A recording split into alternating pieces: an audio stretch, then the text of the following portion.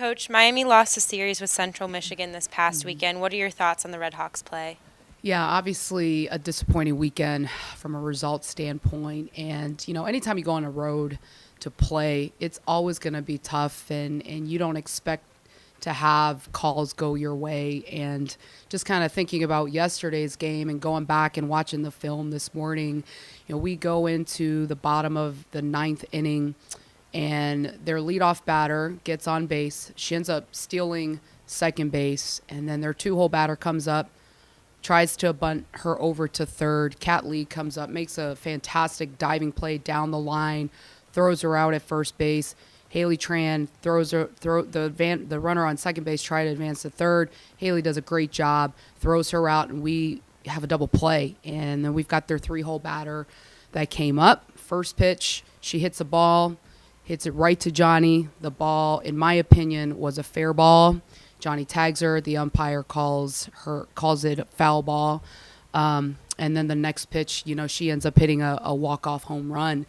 And first off, I should have made a strategic decision, and I should have been better, and we should have intentionally have walked that kid, because I knew what she was capable of doing, but it was just a tough call. When you go 9 innings and you battle it out, and your kids are playing hard and they're playing well, and then that happens, it's just tough. It was a tough way to end the game, but we can't, no game is determined because of one call by an umpire. We had our opportunities to score, and we just weren't able to do it. And again, I should have made the decision to walk that batter, and I didn't. But just overall, it just kind of seemed to be how the weekend went.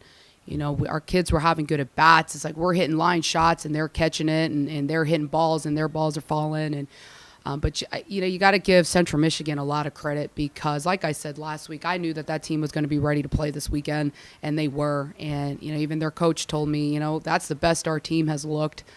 So again, it was just a tough weekend. And as we told our kids yesterday, what we need to do is learn from what happened this weekend, and we just all have to commit to just getting better and just working harder, and as individuals and as a team. And from a coaching standpoint, our coaching staff, when things like this happen, ultimately it's on me. There were some things that I should have done a better job of, and I didn't. And I know that going into this week against BG, we're all going to be better because of what happened. And, it's early on in conference. It was only our second series. And although it didn't go the way that we wanted it to go, I know that our kids are going to be ready to get back to work today. And, it's a new week, and it's time to work and turn our focus to BG. You do have a quick turnaround as you host Yep. BG on Tuesday for 2 games. What do you expect to Yes. see from Bowling Green? Yeah, Bowling Green's coming off not a good weekend as well. They got swept by Western Michigan. They ended up playing Friday and Saturday, which was nice for them, because I'm assuming that they were able to take Sunday off. They have today to practice, and then we'll get after it tomorrow. But we got back late last night because we ended up having to play tomorrow. But I honestly think the best thing for our kids right now and for our coaching staff is for us to go back out there tomorrow and compete. And, our kids, the beginning of the bus ride coming home last night was a little down for obvious reasons, but I really liked their spirits toward the end of the bus ride. We told them before they got off the bus, guys, it's time to turn our focus on BG. And, I know that they're going to come out to practice today, and they're going to be ready to go. And right now, obviously we got our eyes set on BG.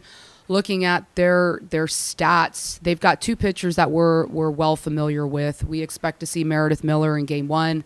And she's a good pitcher. She's been their number 1 all year, but they also have a good number 2 pitcher in Brooke Parker, their lefty.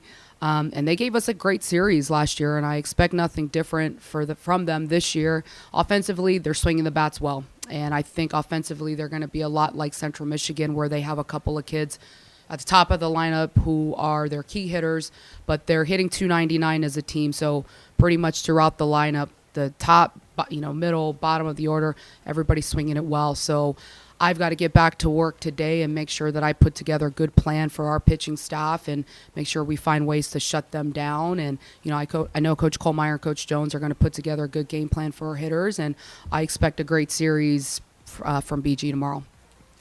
Miami travels to Eastern Michigan this Yes. weekend for a 3-game series. What will Eastern Michigan bring to the field? Yeah, I briefly looked at their stats, and I know Eastern Michigan, they're in a tough position right now with what's going on with their program and the future of their program. And right now, when you get into conference, sometimes you don't even look at the numbers.